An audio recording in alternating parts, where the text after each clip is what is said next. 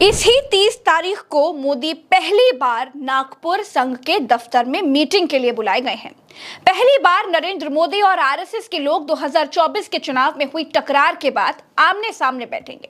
कहते हैं कि इस मीटिंग में कौन बनेगा अगला प्रधानमंत्री और कौन बनेगा भाजपा का अगला नया अध्यक्ष, ये तय होना है।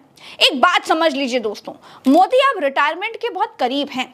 75 साल क्रॉस करने के बाद खुद रिटायरमेंट लेंगे तो ठीक, नहीं तो प्रधानमंत्री नरेंद्र मोदी जी को लेकर पहले ही ये बातें कही जा रही थी कि मोदी जी का टाइम जो है दोस्तों पूरा हो चुका है और मोदी जी के लिए अब तो सीधे तौर पर अल्टीमेटम भी जारी कर दिया गया है और मोदी जी अब पहली बार नागपुर जा रहे हैं। अब सवाल तो ये उठ रहा है कि प्रधानमंत्री नरेंद्र मोदी जी को पीएम की कुर्सी से हटाया जा रहा है तो उनकी जगह पर कौन आएगा? आखिर सीएम योगी आदित्यनाथ का क्या होगा, अमित शाह का क्या होगा? ये सवाल अपने आप में बहुत बड़े हैं। हमारे साथ वरिष्ठ पत्रकार मौजूद है प्रज्ञा मिश्रा, आप उनकी इस रिपोर्ट को देखिए। नमस्कार दोस्तों, इसी 30 तारीख को मोदी पहली बार नागपुर संघ के दफ्तर में मीटिंग के लिए बुलाए गए हैं। पहली बार नरेंद्र मोदी और आरएसएस के लोग 2024 के चुनाव में हुई टकरार के बाद आमने सामने बैठेंगे। कहते हैं कि इस मीटिंग में कौन बनेगा अगला प्रधानमंत्री और कौन बनेगा भाजपा का अगला नया अध्यक्ष, ये तय होना है। एक बात समझ लीजिए दोस्तों, मोदी अब रिटायरमेंट के बहुत करीब हैं। 75 साल क्रॉस करने के बाद खुद रिटायरमेंट लेंगे तो ठीक, नहीं तो 2029 में रिटायरमेंट तो हो ही जाएगी। आरएसएस को चिंता में रिटायरमेंट हो ही जाएगी, यानी हटा दिए जाएंगे। अब हिंदुत्व के लिए उतनी प्रखरता से न डायलॉग करते हैं और न ही हिंदुत्व के लिए वो कोई लड़ाई लड़ते हैं। आरएसएस चाहता है कि सितंबर में मोहन भागवत के रिटायर होने से पहले हिंदुत्व के पोस्टर बॉय योगी आदित्यनाथ को ठीक जगह पर सेट कर दिया जाए। गुजरात लॉबी चाहती है कि योगी को मुख्यमंत्री पद से किसी भी हाल में हटाकर कमजोर किया जाए और आरएसएस चाहता है कि योगी का कद और बड़ा किया जाए और इसीलिए योगी धमकी भरा इमोशनल कार्ड खेल रहे हैं।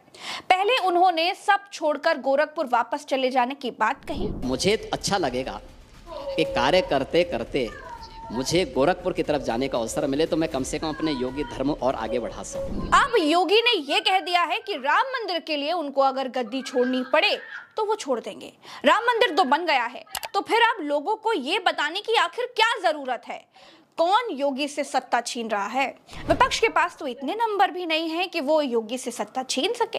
फिर वो कौन है जो योगी से सत्ता छीनना चाहता है और योगी राम मंदिर की आड़ में राजनीतिक तौर पर शहीद होने की बात कर रहे हैं। वो कहते हैं कि राम मंदिर के लिए अगर सत्ता गंवानी भी पड़े तो उनको कोई समस्या नहीं है।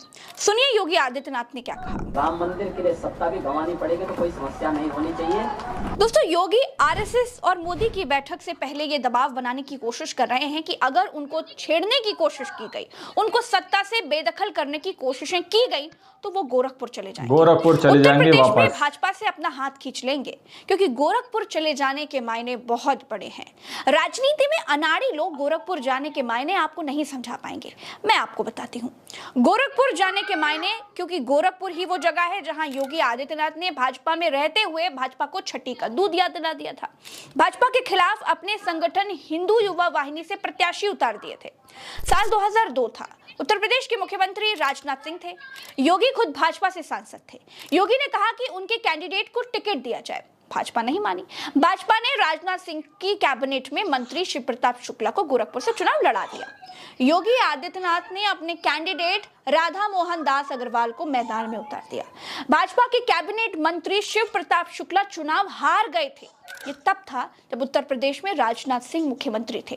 भाजपा की ही सरकार थी और योगी खुद भी भाजपा से ही लोकसभा सांसद थे। दूसरी तरफ योगी आदित्यनाथ जब ये बात कहते हैं कि वो गोरखपुर वापस चले जाएंगे या फिर राम मंदिर के लिए सत्ता अगर उन्हें गंवानी भी पड़े तो गंवा देंगे, तो उनके समर्थक भावुक हो जाते हैं। एक मनीष पांडे नाम के व्यक्ति हैं, योगी जी के समर्थक हैं। योगी के गोरखपुर लौटने पर क्या कहते हैं? गोरखपुर से लखनऊ और लखनऊ से दिल्ली जाना है, वापस गोरखपुर नहीं आना है। आगे बढ़िए, पीछे की तरफ देखने से कोई फायदा नहीं। भारत माता ने उत्तर प्रदेश की सेवा करने का मौका दिया है तो फिर देश की सेवा का मौका भी देगी। शिकारी सिंह नाम का एक पूर्वांचली पेज है जो योगी का फैन लगता है। वो कहता है कि सत्ता के भूखे लोगों के लिए एक बहुत बड़ा संदेश है कि अगर हमारे कामों में बाधा बनोगे तो गोरखपुर जाना पसंद है, लेकिन तुम्हें भी दिल्ली और लखनऊ में नहीं रहने दिया जाएगा। ये किसके खिलाफ गुस्सा है? विपक्ष के खिलाफ तो नहीं है। दिल्ली में विपक्ष की सरकार तो है नहीं। तो दोस्तों, भाजपा की सरकार है, मोदी की सरकार है अब तो दिल्ली में की तुलना में बहुत ज्यादा केजरीवाल की थी। या यूं कह लीजिए कि अगर योगी भाजपा से हाथ खींच लिए तो उत्तर प्रदेश में भाजपा का अस्तित्व ही खतरे में पड़ जाएगा। इसकी एक झलक 2024 में योगी आदित्यनाथ ने दिखलाई है, जब उन्होंने केवल उत्तर प्रदेश के अधिकारियों को निष्पक्ष चुनाव कराने का खास आदेश दिया था।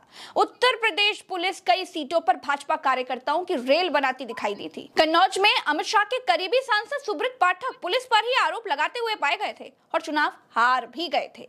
यह अखबार की कटिंग देखिए। यह अखबार कहता है कि उत्तर प्रदेश में बीजेपी एक दलित भाजपा अध्यक्ष चाहती है। सारा खेल यहीं पर है। गुजरात लॉबी चाहती है कि उत्तर प्रदेश में योगी को हटाकर दलित या फिर पिछड़ा मुख्यमंत्री बना दिया जाए, जिससे योगी की ताकत भी कम हो जाए, प्रधानमंत्री को लेकर के दावेदारी भी खत्म हो जाए और गुजरात लॉबी की पकड़ उत्तर प्रदेश पर बनी भी रहे। लेकिन यूपी की भाजपा लॉबी के दबाव वाले अखबार छापते हैं कि उत्तर प्रदेश में बीजेपी दलित अध्यक्ष बनाना चाहती है। जाहिर सी बात है कि जब भाजपा अध्यक्ष दलित होगा तो मुख्यमंत्री किसी दलित या फिर किसी पिछड़े को बनाने का सवाल ही खत्म हो जाएगा।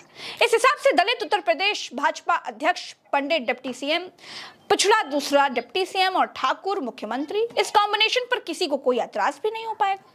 लेकिन गुजरात लॉबी किसी भी हालत में मुख्यमंत्री दलित या पिछड़ा चाहती है, जिससे प्रधानमंत्री पद की योगी की दावेदारी को न्यूट्रलाइज कर दिया जाए। अब ये जानना भी जरूरी है कि संघ क्या चाहता है। आरएसएस क्या चाहता है? तुलना में योगी आदित्यनाथ प्रधानमंत्री पद के लिए संघ यानी आरएसएस की पहली पसंद है।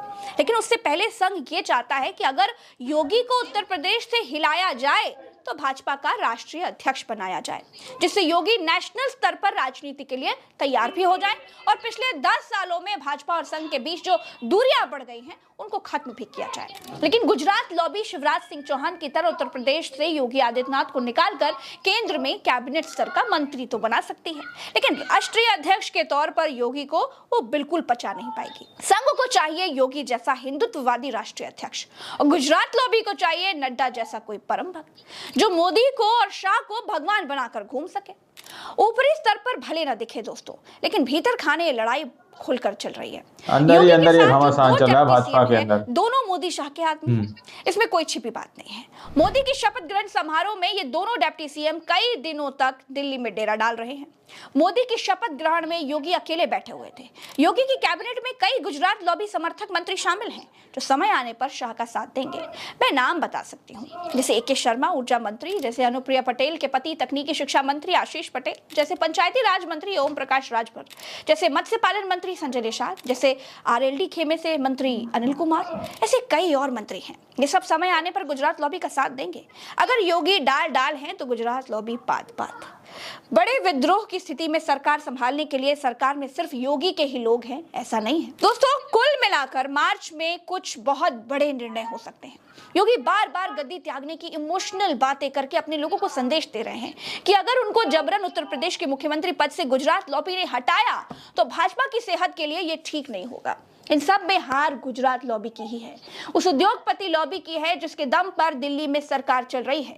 उद्योगपति लॉबी को भी लगता है कि अगला प्रधानमंत्री कोई गुजराती ही बने, लेकिन संघ की चाहत गुजरात लॉबी की चाहत से बिल्कुल अलग है, बिल्कुल डिफरेंट। दोस्तों चलते चलते आप सबका बहुत बहुत धन्यवाद करना चाहती हूँ कि आप लोग प्रज्ञा के पन्ना को इतना पसंद करते हैं। हमारा रोज कोई ना कोई वीडियो ट्रेंडिंग में पहुंचा देते हैं। आपका हृदय की गहराइयों से धन्यवाद। कोशिश करती रहूंगी आप तक ऐसे ही सच्ची खबरें पहुंचती रहें। विदेश के टॉपिक हो चाहे देश के टॉपिक हो, हर खबर बिना रुकावट के साथ आप तक पहुंचती रहे। चलते हैं, चैनल को सब्सक्राइब जरूर कीजिएगा।